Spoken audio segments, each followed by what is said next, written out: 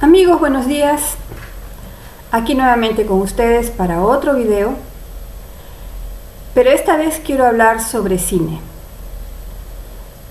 Así como antiguamente los que tienen mi edad se deben acordar de el entrañable Pepe Ludwig Lindbergh, que fue toda una personalidad en el mundo del espectáculo y especialmente en el mundo periodístico del Perú. Fue un hombre que tenía una talla extraordinaria como ser humano, muy conocedor, sumamente cultivado, con una clase y un savoir-faire que fue realmente exquisito, y que muchos periodistas hoy en día deberían ver esos vídeos para aprender cómo es que se conduce una entrevista, cómo es que se sabe sobre temas. Bueno, voy a tratar de hacer algo por el estilo, aunque yo la verdad no soy comunicadora, no soy periodista, pero voy a hablar de cine a partir de la visión de literatura, de historia.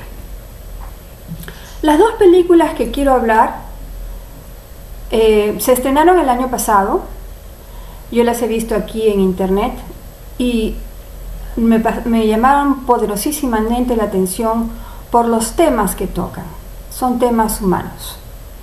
La primera de ellas se llama, en castellano se llama Talentos Ocultos, en inglés se llama Hidden Figures. Y la segunda es Hasta el Último Hombre, que en inglés le pusieron Hacksaw Ridge. Y voy a explicar cada uno de los títulos. En Hidden Figures, que en castellano la han titulado Talentos Ocultos, Hidden Figures en realidad hace un doble juego con la palabra figures. Figures en inglés define a la figura humana, ¿no? O sea, la persona. You have a nice figure, ¿no? Esa es una definición. Pero figures también son los números: 1, 2, 3, 4, 5. Y eso hace relación metafóricamente a todo lo que son las ciencias duras, la ciencia matemáticas, física, etc. Y de eso es justamente que se trata esta película. Es la historia de 3 mujeres, 3 estadounidenses de raza negra, que destacaron enormemente en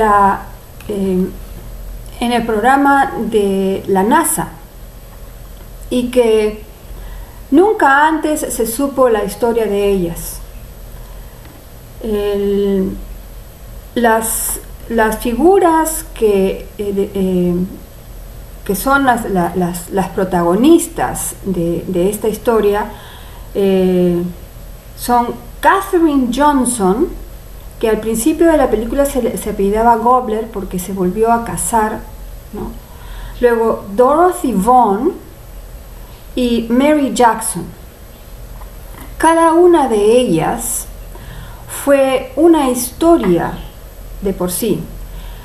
Por ejemplo, Katherine Johnson, que es la figura principal en esta película, porque creo que todavía vive, si no me equivoco, es una matemática extraordinaria, genio, que destacó desde muy pequeña, pero vivió en la época de la segregación racial en los Estados Unidos, sobre todo en los estados sureños.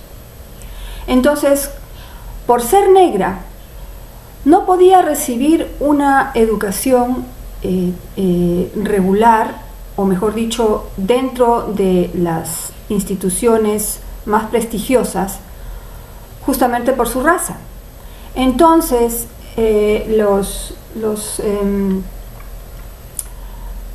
las personas, los educadores, los maestros, trataron de darle la mejor educación posible al alcance de los negros en esa época.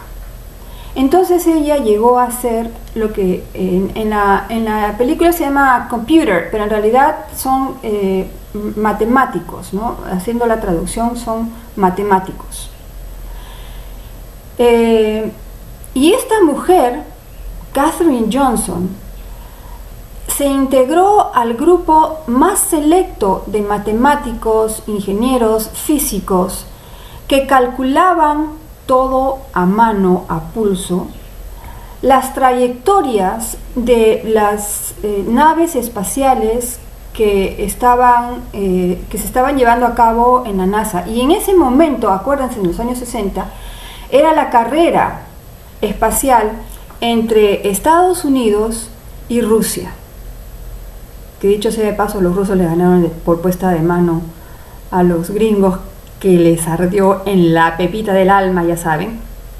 Y ahí se ve en la película. Y esta mujer, Katherine Johnson, se ganó el respeto, a pesar de su raza y a pesar de su sexo, de todos estos ingenieros, que inclusive, y eso es dato verídico, eso se puede verificar, ¿cómo se llamaba este? John Glenn, el astronauta John Glenn, que fue el primero que dio la vuelta orbitando la Tierra, no quiso salir de su vuelo si es que los cálculos matemáticos de la computadora no estaban de acuerdo con los cálculos matemáticos de Katherine Johnson. Por otro lado está Dorothy Vaughan, que es en la película la primera persona que comienza a trabajar con el lenguaje Fortran y llega a ser la supervisora del área de computadoras de la IBM, que en ese tiempo recién se estaban instalando. Y luego está Mary Jackson.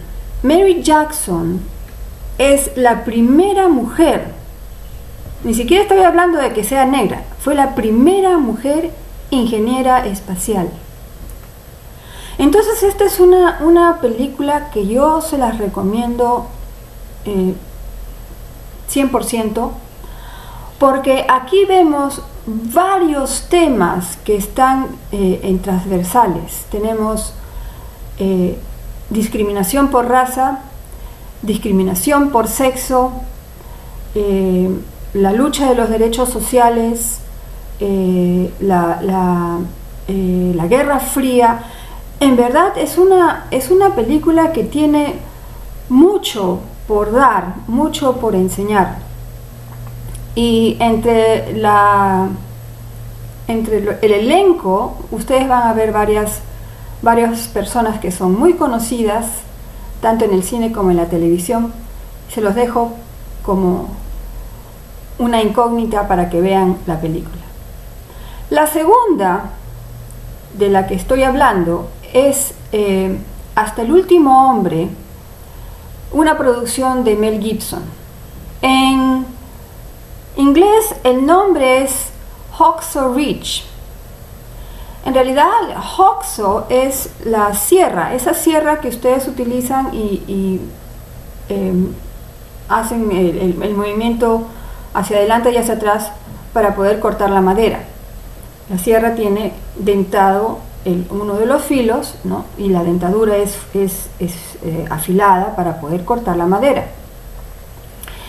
Y la historia transcurre en una zona de Okinawa, una zona del Japón durante la Segunda Guerra Mundial, y trata sobre cómo es que se toma esta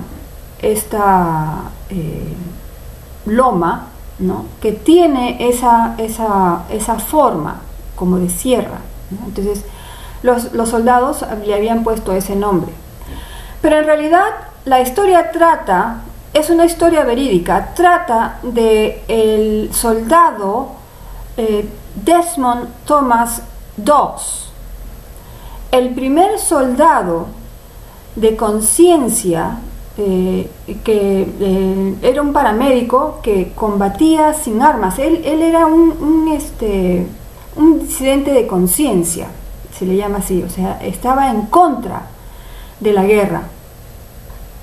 Y la condición que él pone para ir al frente, para ir a pelear, es no llevar armas de ningún tipo. Esta es una historia verídica que recién se está contando, recién se ha llevado al cine, porque el señor Doss, en vida, no quería que su historia se tergiversara, se politizara, sino que él quería que la historia fuera una historia en que se contara la